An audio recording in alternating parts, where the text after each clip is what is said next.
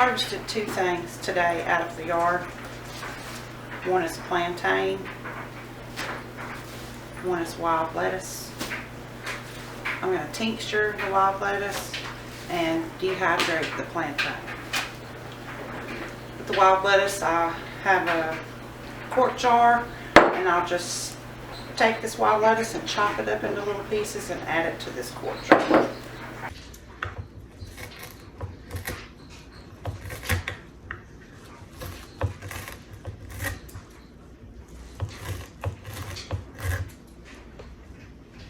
You can see my pieces are about 1 inch long.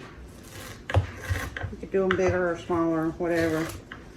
This is perfect for me. Stuff it into this jar.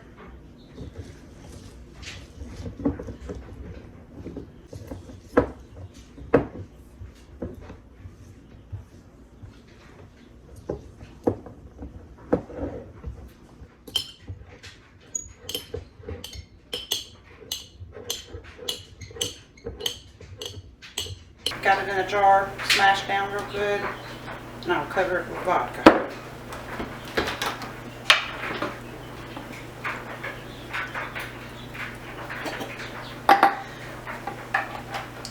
I don't have certain measurements that I use. This is the folk method of tincturing. You just want it to cover your product, whatever your herb or weed, whatever it is in here. I switched this tincture over to a wide mouth jar because my daughter got me these weights.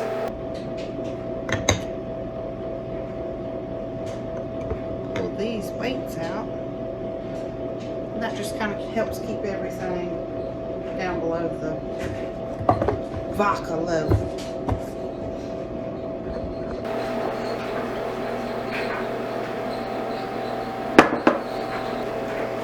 I'll store this in a cabinet, kind of in the dark. Every now and then I'll pull the weight out, shake it up, put the weight back in, store it back again. So 6 weeks. For the plantain, I use this in a lot of my salves and skincare stuff. These are new leaves. It's rained a good bit here recently, and we've had some sunny days, so we got a lot of new growth on the broadleaf plantain. So I picked those newer leaves that don't have a lot of blemishes or bug bites or anything like that, and I'll dehydrate these in the dehydrator. And then once they're dehydrated really well, all the moisture's out, I'll crunch them up and put them in olive oil, and that will let them infuse with that olive oil. And that olive oil, after I strain out the herb, the olive oil is what I will use to add to my salves. Plantain is good for bug bites and cuts and scrapes. So, very good plant, very healing plant. Good for burns. I like to cut this out because it takes it a lot longer to dry out, to dehydrate, because this has so much moisture in it compared to the thinner leaf. So I'll cut this part off.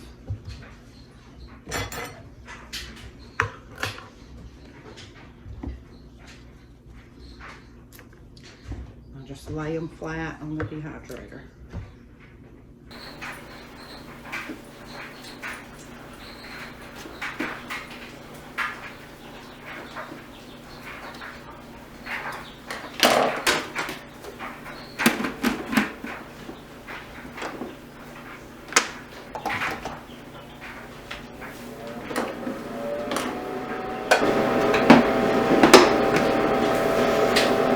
Plant material in the compost.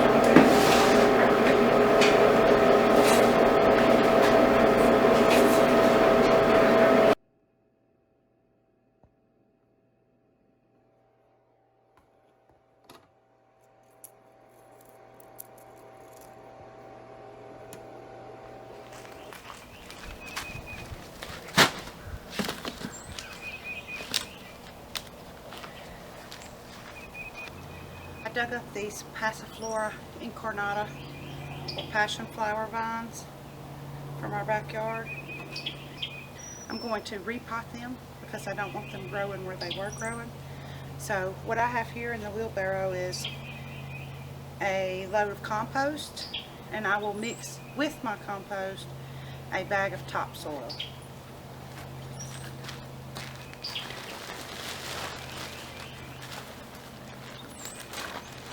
Get whatever brand you wish. This was cheap.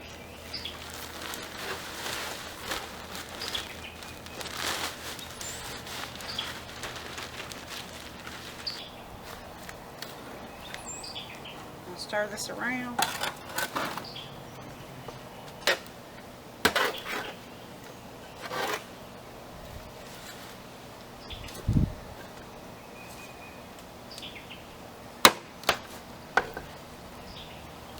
Now that that's good and stirred up, I'll fill up my buckets.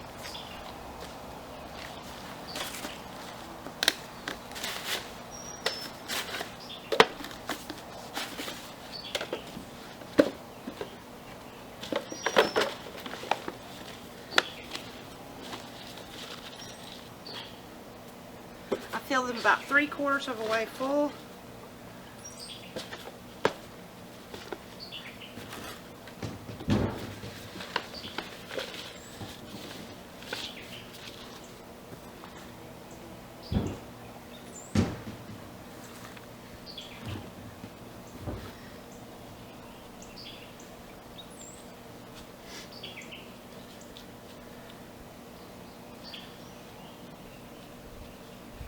Drop it down in there, top it off, and then we'll water that in and keep it in the shade so it doesn't have too much transplant shock. That's what we're doing.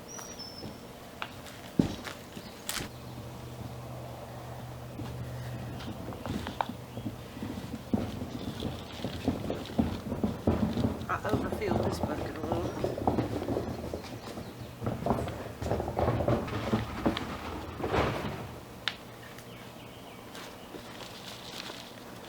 Okay, so fill your bucket halfway.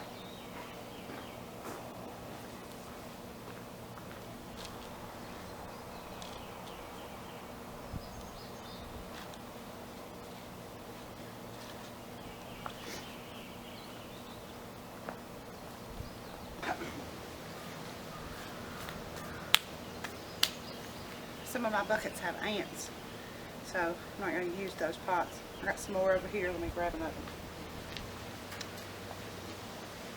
That would be the importance of keeping your pots clean.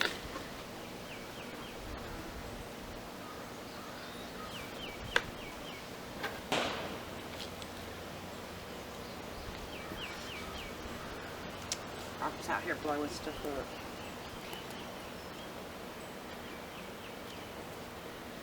Now, I got all of these potted up, and I'll sit them in the shade, see how they do.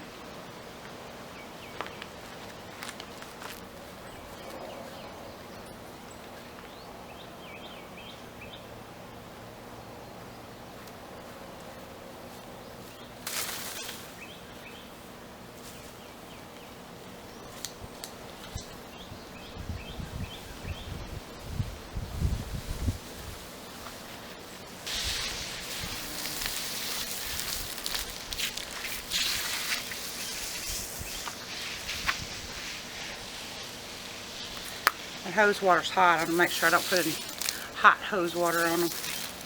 Let it cool off. I'll spray the ants down.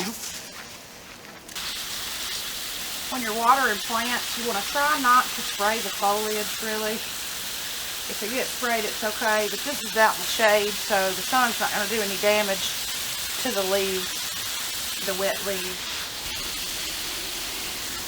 You want to wet them down real good. Get them real good and saturated. That's it. Let them grow.